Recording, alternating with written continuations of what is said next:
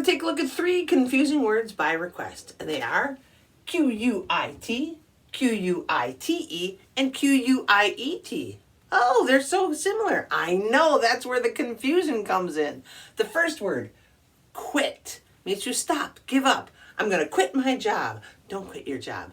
I was running in the race and I decided to quit. I gave up. Oh no. Yeah. Then take quit, add an E to the end, and we get quite, to a certain degree, absolutely, completely. Synonyms for quite.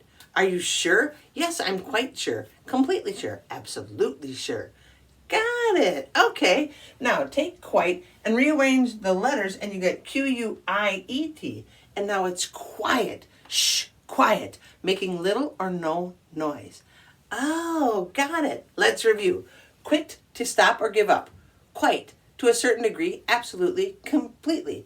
And quiet, making little or no noise. Why does English have 3 words that look oh so similar, just a little bit different in the spelling and totally different meanings?